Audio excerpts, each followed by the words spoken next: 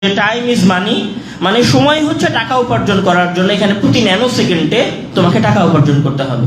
তুমি যদি প্রতি সেকেন্ডে টাকা উপার্জন করতে না পারো, তাহলে তুমি আসলে সময়কে কাজে লাগালা না।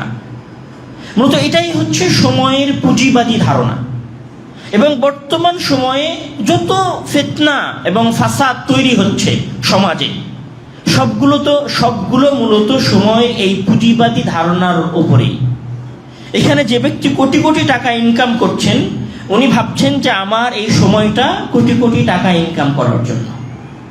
এবং যিনি সময়ের অপচয় করছেন অথবা সময়কে খারাপ কাজে ব্যবহার করছেন, উনি মনে করছেন যে আমাকে যেভাবেই হোক না কেন সময়টাকে উপভোগ্য বানাতে হবে, তাতে যদি অন্য কেউ কষ্টও পায় সেটা আমার দেখার বিষয় না। এবং বর্তমান পৃথিবীর যেটা সবচেয়ে বড় ব্যবসা, সেই ব্যবসা হচ্ছে সময় কেন্দ্রিক ব্যবসা। সারা পৃথিবীর এবং বিশেষ করে সোশ্যাল মিডিয়ার যে ব্যবসা, এই পুরো ব্যবসাটাই হচ্ছে সময়ের ব্যবসা। গুগল বলেন, মেটা বা ফেসবুকের কথা বলেন, বা টিকটকের কথা বলেন, বা ইউটিউবের কথা বলেন, অথবা স্ন্যাপচ্যাটের কথা বলেন না কেন, অথবা টেলিগ্রাম, হোয়াটসঅ্যাপের কথা বলেন না কেন, এগুলো সব মানুষের সময়কে নিয়ে ব্যবসা করে। তারা মানুষের সময়ের কেনা বেচা করে। এটাই বর্তমান পৃথিবীর সময় কেন্দ্রিক ধারণা, যে আমাকে সময়কে নিয়ে ব্যবসা করতে হবে।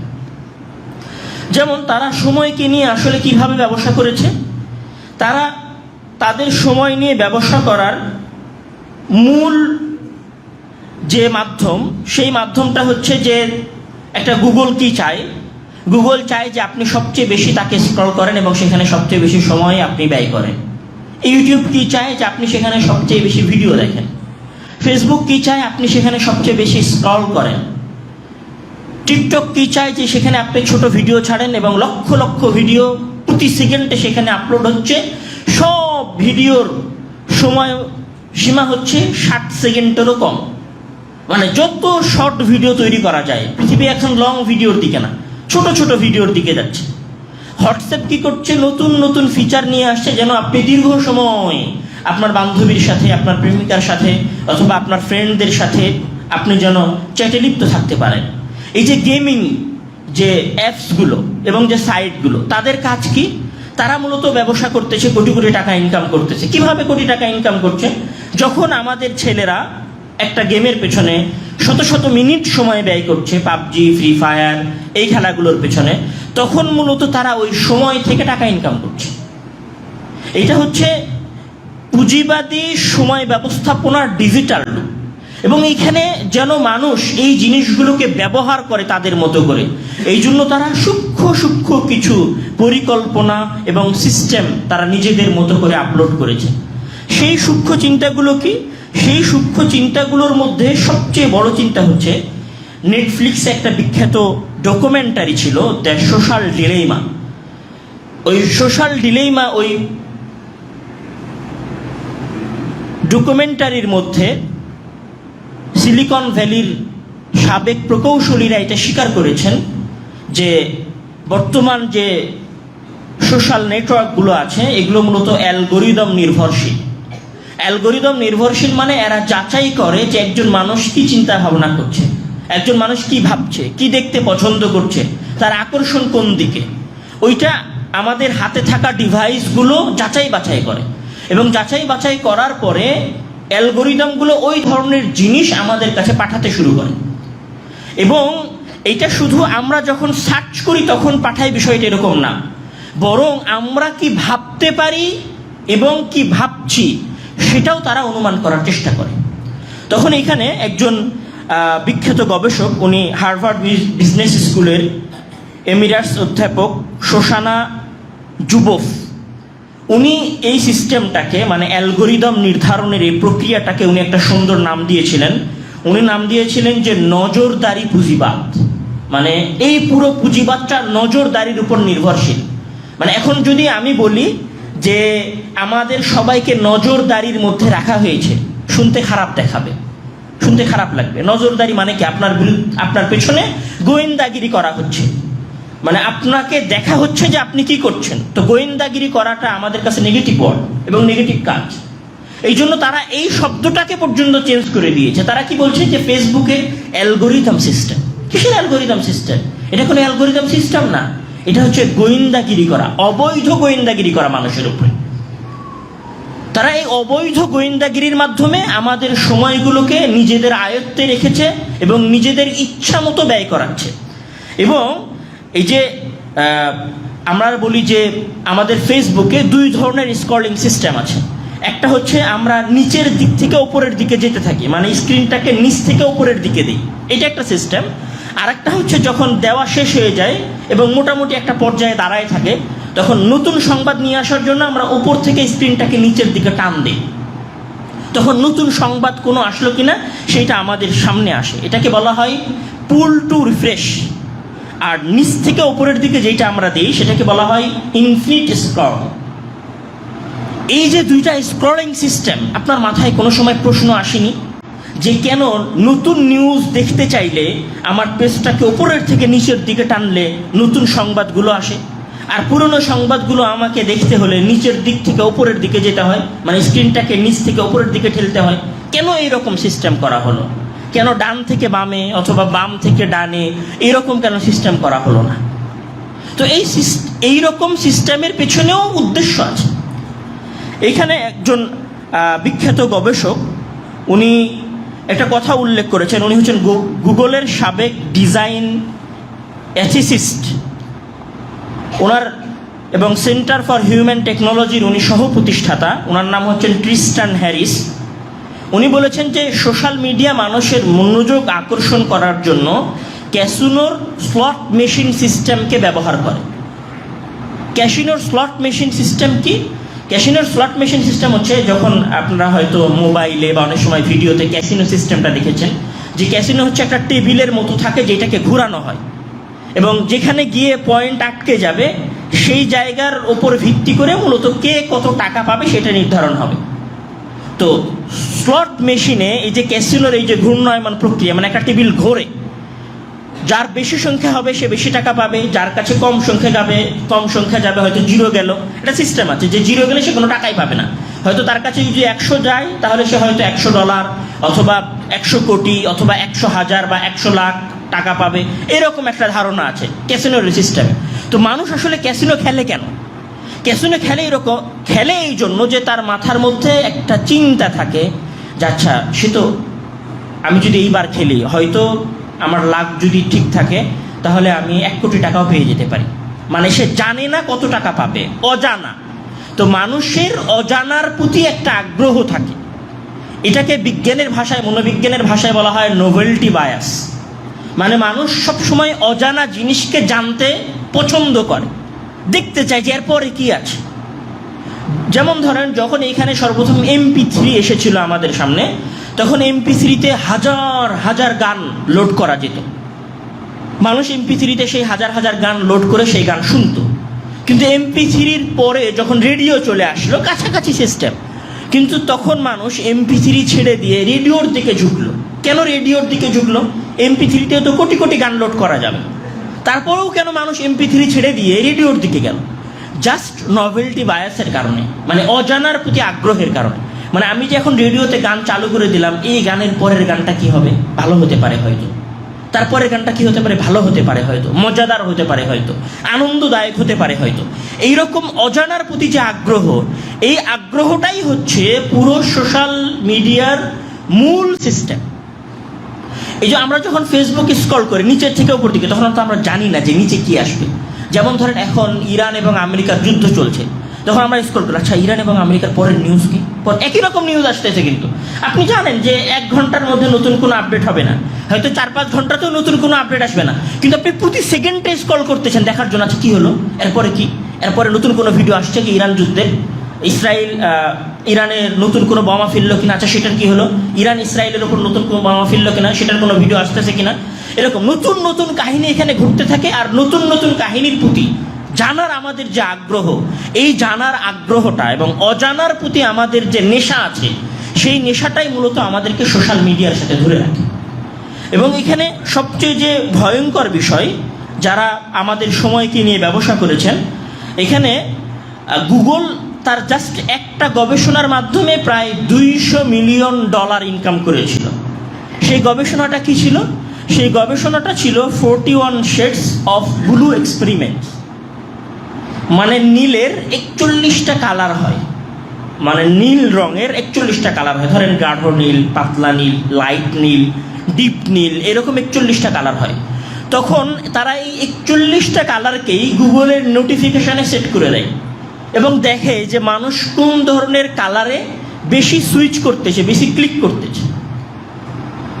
তো জাস্ট এই সঠিক কালার নির্ধারণ করার মাধ্যমে তারা মাত্র অল্প সময়ের ব্যবধানে প্রায় $200 মিলিয়ন বেশি ইনকাম করেছিল। এই জন্য দেখবেন যে পৃথিবীর নোটিফিকেশন সিস্টেমগুলো সবার লাল। এই জন্য আপনি দেখবেন যে ফেসবুক, টুইটার, হোয়াটসঅ্যাপ এদের সবার কালার একই রকম। গুগল আর ইউটিউবের কালার অনেকটা কাছাকাছি। এই কালারগুলো এমনি এমনি হয় নাই।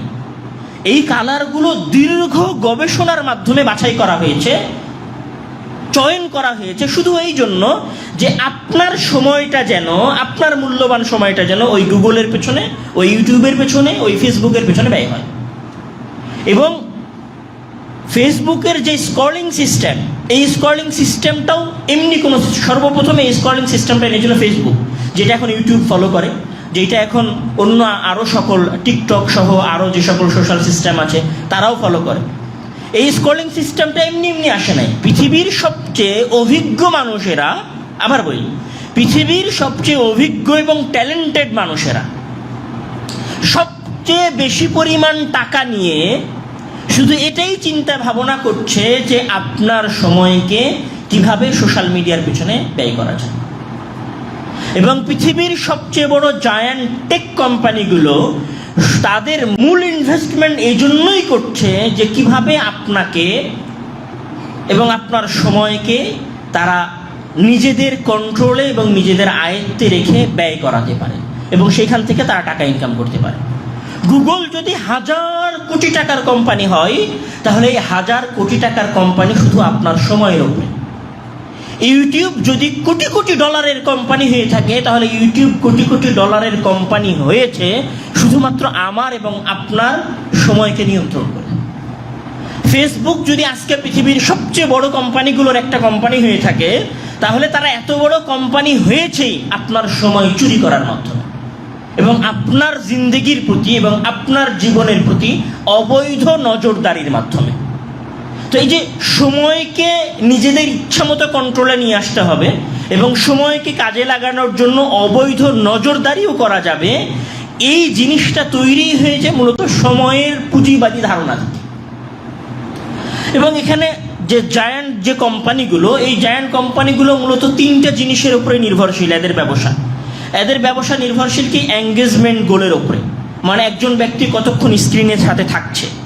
দ্বিতীয় হচ্ছে যে গ্রোথ গোল, একজন ব্যক্তি তার কয়েকজন বন্ধুকে এই জিনিসগুলোর সাথে কানেক্ট করছে। যেমন ধরেন আপনি যদি ফ্রি ফায়ার খেলতে যান, টিম লাগে, সিঙ্গেলেরও খেলার অপশন আছে, কিন্তু খেলা মজাদার হয় যখন সেখানে টিম থাকে। পাবজিতেও এরকম টিম করা যায়। দেখবেন যে এমন কোনো গেম নাই যেই গেমে টিম নেওয়া যায় না, সব গেমে টিম নেওয়া যায়। এটা হচ্ছে কি? গ্রোথ গোলের জন্য, যেন এখানে সংখ্যা বৃদ্ধি পায়। এখানে দেখবেন ফেসবুকে গ্রুপ ক্রিয়েট করা যায়, মানে গ্রুপে আপনি একা একজন মানুষের সাথে চ্যাট করছেন, এটা একটা সিস্টেম। আর আপনি একা আপনার 20 জন বন্ধুর সাথে চ্যাট করছেন, অহেতুক চ্যাট করছেন। এটা কেন করা হয়েছে? গ্রোথ গোল, তাদের যে লক্ষ্য উদ্দেশ্য আছে সেটা পর্যন্ত পৌঁছার জন্য।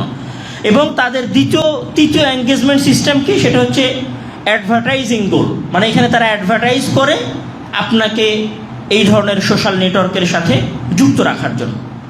আমি যদি সংক্ষেপে এই অংশের কথাটুকু বলি, তাহলে সংক্ষেপে এই অংশের কথাটুকু যেটা দাঁড়ায় সেটা হচ্ছে যে পুঁজিবাদী বিশ্বে যেমন এক শ্রেণীর মানুষ সময়ের পুঁজিবাদী ধারণা থেকে যে কোনো মূল্যে টাকা উপার্জন করাকে নিজেদের জন্য বৈধ মনে করেছে, ঠিক সেখানে আরেক শ্রেণীর মানুষ সময়কে নিজেদের ইচ্ছামতো ব্যবহার করাটাকে নিজেদের জন্য বৈধ মনে করেছে।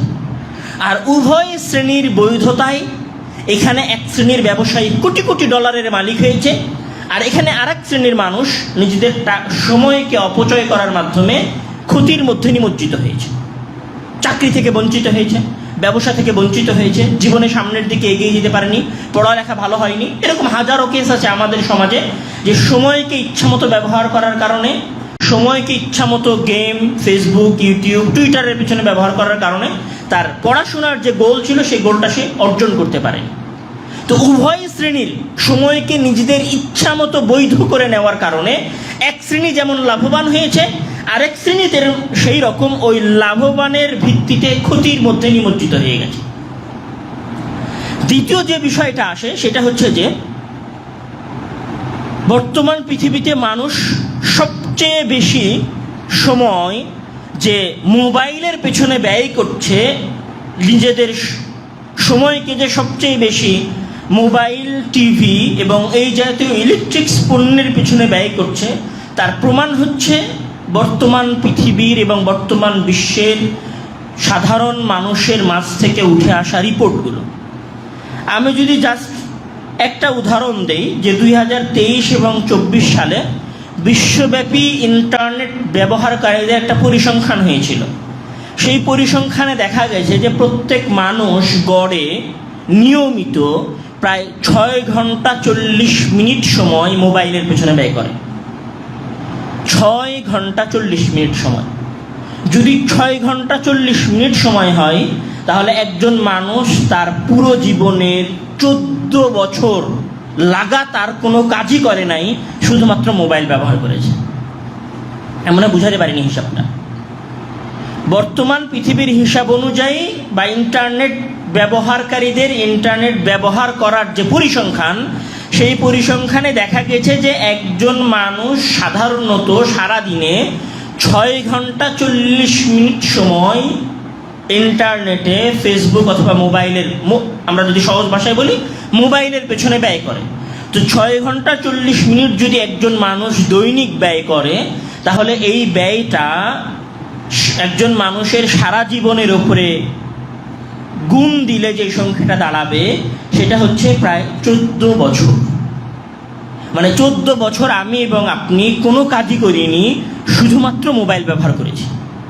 আপনি কি এটা কল্পনা করতে পারেন?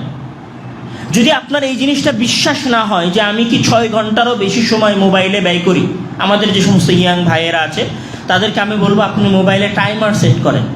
মানে ওইখানে দেখা যায় যে একটা অ্যাপস আপনি কতক্ষণ ব্যবহার করেছেন, কতক্ষণ আপনি একটা অ্যাপস স্ক্রল করেছেন, সেটা দেখা যায়। ওই সিস্টেমও মোবাইলে আছে। আপনি ওই সিস্টেমটা চালু করেন, আপনি দেখবেন যে আপনার সময় অন্তত 4 থেকে 5 ঘন্টার উপরে গিয়ে দাঁড়িয়েছে। আপনার যদি তাও বিশ্বাস না হয়, আপনি দেখেন যে সকালবেলা ঘুম থেকে ওঠার পরে সবার আগে কোন জিনিস আপনি হাতে নিয়েছিলেন? মোবাইল। এবং যখন আপনি ঘুমানোর জন্য বিছানায় যাচ্ছিলেন, তখন আপনার হাতে সর্বশেষ কোন জিনিসটা ছিল? মোবাইল ছিল। শুধুমাত্র যে সমস্ত মানুষের, আমাদের যে সমস্ত আঙ্কেল এবং দাদারা আমাদের সময়ের বাইরে, হয়তো তাদের জন্ম 80-র আগে, তারা হয়তো মোবাইলের প্রতি আসক্ত না, বা 90-এর আগে তারা হয়তো মোবাইলের প্রতি আসক্ত না, কিন্তু 90-এর পরে যাদের জন্ম, আমাদের দৈনিক 5 থেকে 7 ঘন্টা সময় আমরা মোবাইলের পেছনে ব্যয় করি। এবং আমেরিকার একটা গবেষণা সংস্থা 2024 সালে অফকমস তাদের মিডিয়া নেশনস এবং অনলাইন নেশনসে একটা প্রতিবেদন উল্লেখ করেছিল। সেখানে তারা দেখিয়েছে যে আমেরিকান প্রাপ্তবয়স্করা গড়ে 4.5 ঘন্টার সময় মোবাইলের পিছনে ব্যয় করে, এবং শিশুরা, মানে 8 থেকে 14 বছর বয়সী শিশুরা পর্যন্ত প্রতিদিন গড়ে 3 ঘন্টা সময় মোবাইলের পিছনে ব্যয় করে। তাহলে একটা মানুষ যদি 3 ঘন্টা সময় মোবাইলের পিছনে ব্যয় করে, তাহলে এটা তার পুরো জীবনের উপরে পুরো জীবনের উপরে গুণ দিলে প্রায় 7 বছর সময় সে একাধারে মোবাইলের পেছনে ব্যয় করেছে। মানে আমার এবং আপনার জীবনের মেয়াদ যদি 60 বছর হয়, তাহলে আমরা 53 বছর অন্য কোনো কাজ করেছি, আর বাকি 7 বছর আমরা শুধুমাত্র মোবাইল ব্যবহার করেছি। আর এই মোবাইল ব্যবহারের সীমাটা যদি 6 ঘন্টার উপরে হয়, তাহলে আমাদের জীবন যদি 60 বছর হয়, তাহলে আমরা বলতে পারি যে 46 বছর বিভিন্ন কাজে লাগিয়েছি, আর বাকি 14 বছর শুধুমাত্র মোবাইলের পেছনে ব্যয় করেছি। এইটা তো সাধারণ হিসাব। আমাদের মাঝে যারা অ্যাডিক্টেড আছেন, আমাদের মাঝে যারা মোবাইলে আসক্ত আছেন, তাদের ক্ষেত্রে এই হিসাবটা তো আরও ভয়ঙ্কর। সেখানে দেখা যাবে যে অর্ধেক জীবন সে মোবাইলে কাটিয়েছে, আর অর্ধেক জীবনে সে হয়তো কিছু করার চেষ্টা করেছে। এখন এখানে একটা বিষয় আছে, সেটা হচ্ছে যে আমরা যখন আমাদের সকল সময়কে এইভাবে মোবাইলের পিছনে ব্যয় করছি, তখন আসলে এটাতে আমাদের বিশেষ কোনো ক্ষতি আছে কিনা। এখানে যেটা সবচেয়ে বেশি ক্ষতি হয় সেটা হচ্ছে যে পরিসংখ্যান বলছে যে একজন ব্যক্তি যখন বেশি বেশি মোবাইল ব্যবহার করে, ধরেন আপনি 7 ঘন্টা মোবাইল ব্যবহার করেছেন, এটা আপনি বুঝতে পারছেন না, আপনি ভাবছেন 24 ঘন্টার মধ্যে 7 ঘন্টা, এটা তো ব্যাপার না, একবার 5 মিনিট একবার 10 মিনিট ব্যবহার করলাম, এতে কি সমস্যা। তো 5 মিনিট এবং 10 মিনিট ব্যবহার করায় যে সমস্যাটা হয় সেটা হচ্ছে যে বিজ্ঞান বলছে যে একজন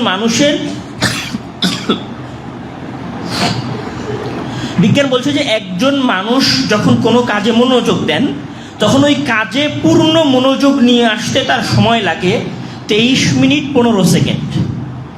তা আপনি চিন্তা করেন যে একটা কাজে গভীর মনোযোগ নিয়ে আসতে যদি 23 মিনিট 15 সেকেন্ড সময় লাগে, তাহলে আপনি একটা কাজ একটানা করি কতক্ষণ? আমরা তো একটা কাজ একটানা 15 মিনিট করি না। আমরা তো একটা কাজ, যারা খুব বেশি পরিশ্রমী তারা হয়তো একটা কাজ একটানা আধা ঘন্টা করে। তাহলে একটা কাজ যদি আপনি একটানা আধা ঘন্টা করেন, আধা ঘন্টার পরে যদি আপনি একবার ফোন হাতে নেন, তাহলে আপনার মনোযোগ ডিস্ট্রাক্ট হয়ে গেছে। মানে পূর্ণরূপে আবার মনোযোগ ফিরাতে আপনার 23 মিনিট সময় লাগবে। আপনি হয়তো মনে করছেন যে আমি মোবাইল ছেড়ে পড়তে বসে গেছি, কিন্তু আপনার পড়া ওই লেভেলে মাথার মধ্যে ঢুকছে না যেই লেভেলে পূর্ণ মনোযোগ থাকলে মাথার মধ্যে ঢোকার কথা ছিল। এবং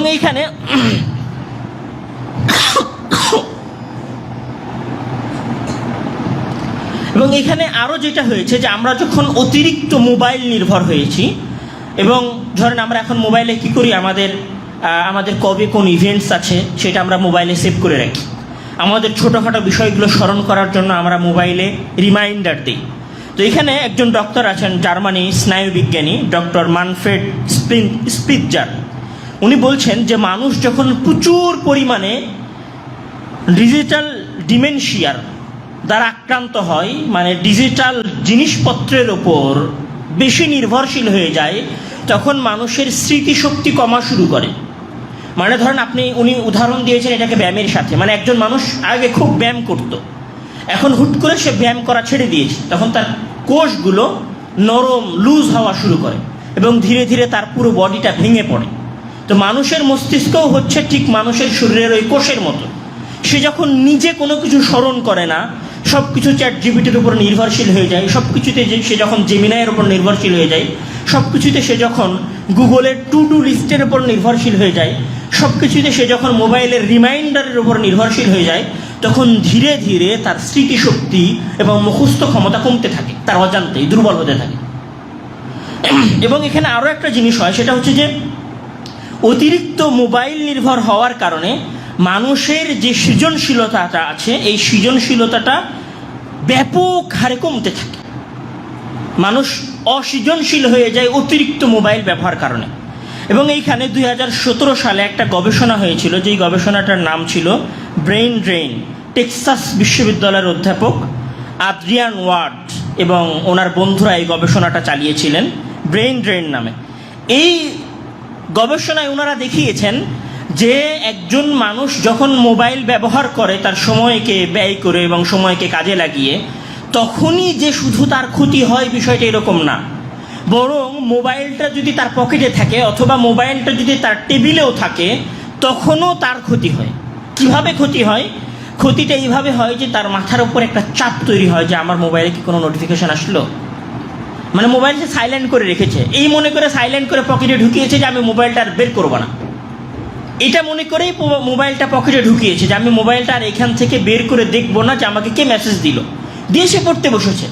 তো বিজ্ঞানীরা বলছেন যে এই চিন্তা ভাবনাটাও তার ক্ষতি করে এবং তার মাথার উপরে একটা প্রেশার ক্রিয়েট করে এবং তার মনোযোগকে আরও বেশি ডিস্ট্রাক্ট, আরও বেশি এলোমেলো করে দেয়। এবং ওনারা দেখিয়েছেন যে একজন মানুষ যখন তার মোবাইল তার পকেটে রাখে অথবা টেবিলে রাখে, তখন তার মনোযোগ কেমন থাকে, আর একজন মানুষ যখন মোবাইলটাকে তার ঘরের বাইরে অন্য কোথাও রেখে চলে আসে, তখন তার মনোযোগ কেমন থাকে। মোবাইল যদি মানুষের আশেপাশে থাকে তাহলে মানুষের মনোযোগের লেভেল অনেক কম থাকে, আর এই মোবাইলটা যখন মানুষের ধরাছোঁয়ার বাহিরে থাকে, 1 ঘর 2 ঘর পরে থাকে, তখন সেইখানে মনোযোগের লেভেলটা একটু হাই থাকে। এবং ওনারা এটাও দেখিয়েছেন যে একজন মানুষ মানুষের গড় মনোযোগ 2004 সালে, বর্তমান কথা বলছি না, 2004 সালে একজন মানুষের গড় মনোযোগ ছিল 150 সেকেন্ড। 150 সেকেন্ড মানে 3 মিনিট। মানে আমরা 2004 সালে যদি একজন মানুষের গড় মনোযোগ ধরে রাখার পার্সেন্টেজ হয় 3 মিনিট, তাহলে আমাদের বর্তমান সময় 2026 সালে এসে মনোযোগ ধরে রাখায় আমাদের পার্সেন্টেজ হবে কত? 1 মিনিট বা 1 মিনিটেরও কম। এবং 2023 সালের একটা গবেষণায় দেখা গেছে যে মানুষের মনোযোগের মাত্রা হচ্ছে 47 সেকেন্ড বর্তমান সময়। মানে আমরা 47 সেকেন্ড পর্যন্ত নিজেদের মনোযোগ ধরে রাখতে পারি। 47 সেকেন্ড পরে আমাদের মনোযোগ বর্তমান মোবাইলের কারণে এবং বর্তমান আধুনিক মিডিয়ার কারণে আমাদের মনোযোগগুলো এলোমেলো হয়ে যায়। এবং ওইখানে journal of the American medical association তার একটা গবেষণা প্রকাশ করেছিল। সেই গবেষণায় তারা দেখিয়েছেন যে একজন মানুষ দিনে প্রায় 2600 বার ফোন টাচ করে। দিনে 2600 বার ফোন টাচ করে এবং ফোন আনলক করে 150 বার। তাহলে এই যে পুরো ব্যবসা, এই যে পুরো পৃথিবীর, আমি যদি বলি যে মোবাইল ব্যবসা থেকে নিয়ে শুরু করে মোবাইলে যা কিছু আছে, পুরো ব্যবসাটাই হচ্ছে আপনার সময় এবং আপনার মনোযোগের ব্যবসা। এই যে বিজ্ঞান, আমরা যে বলি বিজ্ঞপ্তি বা অ্যাডের যে ব্যবসা, এই অ্যাডের ব্যবসাটা কিসের ব্যবসা? এই অ্যাডের ব্যবসাটা হচ্ছে মনোযোগ কেড়ে নেওয়ার ব্যবসা। এই যে মোবাইলের ব্যবসা, এই মোবাইলের ব্যবসাটা কিসের ব্যবসা? ধরেন এই যে এখন স্যামসাং S26 আলট্রা বের হয়েছে, কিছুদিন আগে আইফোন 17 প্রো ম্যাক্স বের হয়েছিল। আপনি কল্পনা করেন যার কাছে 16 প্রো ম্যাক্স ছিল, যে 17 প্রো ম্যাক্সে আপগ্রেড হয়েছেন, আপনি দুই ফোনের মাঝে কি পার্থক্য পেয়েছেন?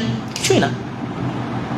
যে 25 ব্যবহার করতেন এবং 26-এ এখন এসেছেন, অথবা 21-এ ছিলেন এখন 25-এ এসেছেন, দুইটার মাঝে আপনি কি তফাৎ পেয়েছেন এবং সেই তফাৎটাকে আপনি কোন কাজে ব্যবহার করতে পেরেছেন? কোনো কাজেই ব্যবহার করতে পারেন, বিশেষ কোনো কাজে ব্যবহার করা যায়নি। এখানে কি হয়েছে? জাস্ট তারা আপনার মনোযোগ এবং সময় দুইটাকে এমনভাবে কন্ট্রোল করেছে যে আপনি চিন্তা করতে পারেন না তাদের চিন্তার বাইরে। আপনি ওই মোবাইলটাকেই ভালো মনে করেন যেই মোবাইলটাকে ইউটিউবাররা ভালো বলে। আপনি ওই পণ্যটাকেই যোগ্য এবং উপযুক্ত মনে করেন যেটার অ্যাড আপনার সামনে বেশি আসে।